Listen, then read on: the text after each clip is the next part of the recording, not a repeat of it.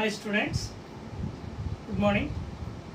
ఇప్పుడు నేను చెప్పబోయే టాపిక్ వచ్చి పర్సన్. అంటే వీరిని తెలుగులో వ్యక్తి అని చెప్తూ ఉంటాం. సెక్షన్ 2 సబ్సెక్షన్ 31లో పర్సన్ గురించి డిఫైన్ చేయడం జరిగింది.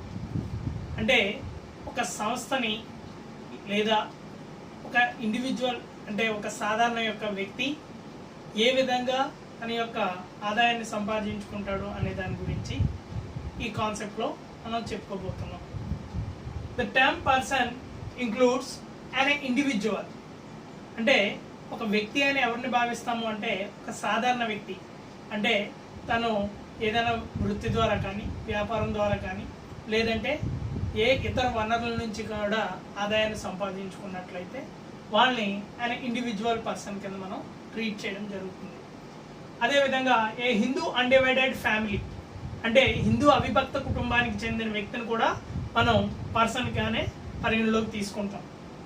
దీంతో పాటుగా ఏ కంపెనీ, ఒక కంపెనీని కనుక నిర్వహిస్తున్నట్లయితే వారిని కూడా పర్సన్ కిందే మనం భావించడం జరుగుతూ ఉంటుంది. లేదా ఒక ఫర్మ్ అంటే ఇక్కడ పార్ట్నర్షిప్ ఫర్మ్స్ అవ్వచ్చు, లేదంటే సోల్ ప్రొప్రైటర్షిప్ అవ్వచ్చు, లేదా ఒక ఇండివిజువల్ ఫర్మ్ రన్ చేస్తూ ఉండొచ్చు. వీళ్ళు ఎవరైనా ఉన్నప్పటికీ వాళ్ళందరినీ కూడా మనం వ్యక్తిగా అంటే ఒక పర్సన్గానే భావించడం జరుగుతూ ఉంటుంది. దీంతో పాటుగా ఆయన అసోసియేషన్ అనేసరికి ఏంటంటే ఒక ఇండివిజువల్ ఒక కంపెనీ ఈ రెండు కలిసి పనిచేయడాన్ని అసోసియేషన్ అంటాం. ఇట్లా అసోసియేషన్ ద్వారా వచ్చిన ఆదాయాన్ని కూడా ఆ వ్యక్తిని కూడా పర్సన్ కింద మనం పరిగణలోకి తీసుకోవడం జరుగుతూ ఉంటుంది. దీంతో పాటుగా ఈ లోకల్ అథారిటీ అంటే స్టేట్ లెవెల్ బాడీ అవ్వచ్చు, లేదా సెంట్రల్ లెవెల్ బాడీ అవ్వచ్చు. రాష్ట్ర కేంద్ర స్థాయిల్లో ఏవైతే మనకి ట్యాక్సబుల్ ఈవెంట్స్ ఉంటాయో వాటి పర్మిషన్స్ కానీ లేదంటే లీగల్ ఎన్ఫోర్సబిలిటీ కానీ ఉన్నట్లయితే దాని అంతటికీ కూడా ఈ లోకల్ అథారిటీస్ని కూడా మనం ఒక పర్సన్ కింద భావించడం జరుగుతూ ఉంటుంది. అయితే దీని అంతటినీ కలుపుకొని ఇన్కమ్ ట్యాక్స్ యాక్ట్ 1961లో సెక్షన్ 2 సబ్సెక్షన్ 31లో డిఫైన్ చేయడం జరిగింది. దీని తర్వాత previous year, assessment year. Previous year అనేసరికి ఏంటంటే గత సంవత్సరము అంటాం. జనరల్గా అసెస్మెంట్ ఇయర్ వచ్చేసరికి జనవరి 1 నుంచి డిసెంబర్ 30 వరకు అని చెప్తూ ఉంటాము. ఫైనాన్షియల్ ఇయర్ అనేసరికి ఏంటంటే ఏప్రిల్ 1 నుంచి మార్చ్ 31 వరకు అన్నది ఫైనాన్షియల్ ఇయర్ అని చెప్తాం. ఇక్కడ ట్యాక్సబుల్ ఈవెంట్ అంతా కూడా ప్రీవియస్ ఇయర్ అంటే గత సంవత్సరంలో. ఇప్పుడు ప్రజెంట్ జరిగే అసెస్మెంట్ ఇయర్లో లాస్ట్ ఇయర్ ఏదైతే ఉందో దాన్ని 3 monthsని కూడా ప్రీవియస్ ఇయర్ అంటాం. ఆ 3 months ఎట్లాగంటే ఫైనాన్షియల్ ఇయర్ని డిఫైన్ చేసినప్పుడు ఫైనాన్షియల్ ఇయర్లో జనవరి, ఫిబ్రవరి, మార్చ్ ఈ 3 నెలల్లో కూడా లాస్ట్ ఇయర్ అంటే ఒక అసెస్మెంట్ ఇయర్ అంటే క్యాలెండర్ ఇయర్ అంటున్నాం. ఈ క్యాలెండర్ ఇయర్లో జనవరి, ఫిబ్రవరి, మార్చ్ అనేది లాస్ట్ ఇయర్ ఫైనాన్షియల్ ఇయర్కి చెందింది కాబట్టి దాన్ని ప్రీవియస్ ఇయర్ అని చెప్తున్నాం. ఇప్పుడు ప్రజెంట్ కరెంట్ ఇయర్ దగ్గరికి వచ్చేసరికి అసెస్మెంట్ ఇయర్ నుంచి ఏప్రిల్ 1 నుంచి డిసెంబర్ 31 వరకు కూడా ఏదైతే మనకి కంప్లీట్గా ప్రజెంట్ ఫైనాన్షియల్ ఇయర్లో రన్ అవుతాయో దాన్ని కరెంట్ ఇయర్ అంటాం. దీని గత సంవత్సరము పన్ను నిర్ధారణ సంవత్సరం కింద చెప్పుకోవడం జరుగుతూ ఉంటుంది. దీంతో పాటుగా ఎస్ఎస్సి అనేసరికి ఏంటంటే సెక్షన్ 2 సబ్సెక్షన్ 7లో డిఫైన్ చేయడం జరిగింది. అసలు ఎస్ఎస్సి అంటే ఏమిటంటే ఎవరైతే ట్యాక్సబుల్ లయబిలిటీకి ఎలిజిబిలిటీ క్రైటీరియాలో ఉంటారో అంటే ఎవరైతే పన్నుకు గురి అవుతారో వాళ్ళందరినీ కూడా ఎస్ఎస్సిస్ కింద మనం చెప్తూ ఉంటాం. ఈ ఎస్ఎస్సిలో మేజర్ రోల్ ఏంటంటే డీమ్డ్ ఎస్ఎస్సి అంటాం, భావిత ఎస్ఎస్సి. అంటే ఎవరైతే ఎవరి తరపున ట్యాక్స్ లయబిలిటీని పే చేయడానికి వస్తుంటారో ఎవరైతే దానికి రిప్రజెంటేషన్ ఇస్తారో ఒక కంపెనీకి కానీ లేదంటే ఒక ఇండివిజువల్ పర్సన్కి కానీ వాళ్ళని డీమ్డ్ ఎస్ఎస్సిస్ కింద చెప్తాం. ఇక ఎస్ఎస్సి ఇన్ డిఫాల్ట్ అంటే బాధ్యత కలిగిన ఎస్ఎస్సి. అంటే ఒక సంస్థలో పనిచేస్తున్నప్పుడు ఎవరైతే ఒక వ్యక్తిగతంగా వాళ్ళ యొక్క ట్యాక్సబుల్ ఈవెంట్ని ఎంటైర్ ఆర్గనైజేషన్లో ఉండే ట్యాక్సబుల్ ఈవెంట్స్ అంతటిని కూడా చూసుకుంటూ ఉంటారో వాళ్ళని ఎస్ఎస్సి ఇన్ డిఫాల్ట్ కింద చెప్పుకోవడం జరుగుతూ ఉంటుంది.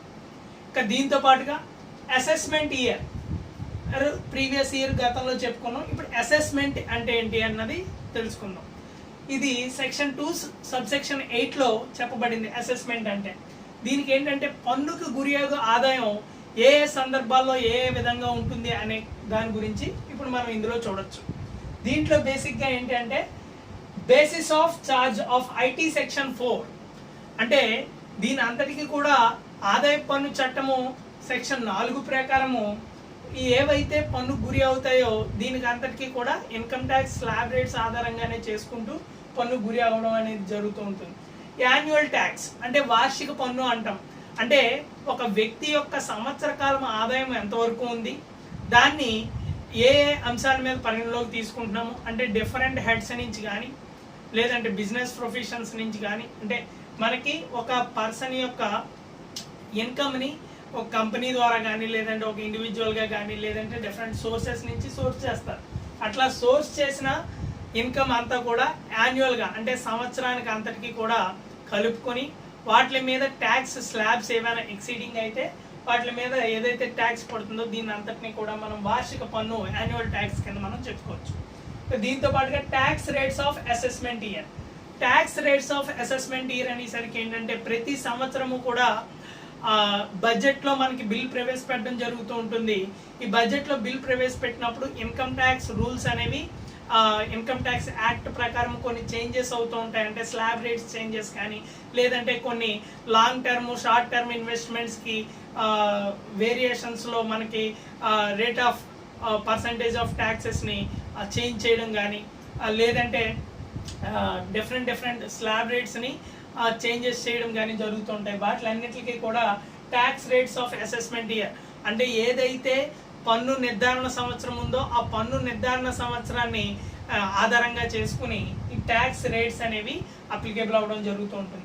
Rates fixed by finance act. ఎప్పుడు కూడా ఫైనాన్స్ యాక్ట్ ఏం చేస్తుంటారు అంటే బడ్జెట్లో బిల్ ప్రవేశపెడతారు. బిల్ ప్రవేశపెట్టిన తర్వాత ఆ లోక్సభ రాజ్యసభలో ఆమోదం పొందిన తర్వాత రాష్ట్రపతి చేత సైన్ అయిన తర్వాత దాన్ని యాక్ట్ రూపంలోకి తీసుకొస్తాం. ఈ ఫైనాన్స్ యాక్ట్లో ఏం చేస్తుంటారంటే ప్రతి సంవత్సరం బడ్జెట్ ప్రవేశపెట్టినప్పుడు దాంట్లో కొన్ని ట్యాక్సబుల్ ఈవెంట్స్ని స్లాబ్ రేట్స్ని వీటిని కూడా డిస్కస్ చేయడం జరుగుతుంది. ఇట్లా డిస్కస్ చేసిన తర్వాత అది ఎప్పుడైతే యాక్ట్ కింద ఆమోదం పొందుతుందో దాన్ని ఐటీ యాక్ట్లో మనకి ఇన్కమ్ ట్యాక్స్ యాక్ట్ 1961లో అమెండ్మెంట్ చేసి దాన్ని ప్రొసీడింగ్లోకి తీసుకురావడం జరుగుతూ ఉంటుంది. ఇంకా దీంతో పాటుగా ట్యాక్స్ ఆన్ పర్సన్. ప్రతి వ్యక్తి కూడా ఇన్కమ్ ట్యాక్స్ పే చేయాల్సిన అవసరం ఉంది. అంటే ఒక రోజు నుంచి వాళ్ళ లైఫ్ లాంగ్ అండ్ ఈ వరకు కూడా ప్రతి మనిషి కూడా ఏదో ఒక రూపంలో అంటే డైరెక్ట్గా కానీ ఇండైరెక్ట్గా కానీ ట్యాక్సబుల్ ఈవెంట్ని పే చేయడం జరుగుతూ ఉంటుంది ఎవ్రీ పర్సన్. సో ఎవరు కూడా ఈ ట్యాక్స్ స్లాబ్స్ నుంచి ఎస్కేప్ అవడానికి అవకాశం లేదు. ఇంకా దీంతో పాటుగా tax on total income. Total income అనేసరికి వేరియస్ సోర్సెస్లో మనం గెయిన్ అవుతూ ఉంటాము. ఆ వేరియస్ సోర్సెస్ నుంచి వచ్చిన ఇన్కమ్ అంతట్లో నుంచి మన ఛార్జబుల్ డిడక్షన్స్ తీసేసిన తర్వాత ఐటీసీ టు ఏటీయూ వచ్చిన నెట్ ఇన్కమ్ మీద మనకి ఐటీ స్లాబ్ రేట్స్ ప్రకారము ట్యాక్సబుల్ ఈవెంట్ అనేది రన్ అవుతూ ఉంటుంది. దీని అంతటిని కూడా అసెస్మెంట్ కింద మనం చెప్పుకోవడం జరుగుతూ ఉంటుంది. సో ఈ టాపిక్ అంతా కూడా ఏంటంటే మనకు బేసిక్గా what is the person, what is previous year, what is assessment year, what is SSC, what is assessment అనే కాన్సెప్ట్స్ గురించి చెప్పుకోవడం జరిగింది. Okay, thank you.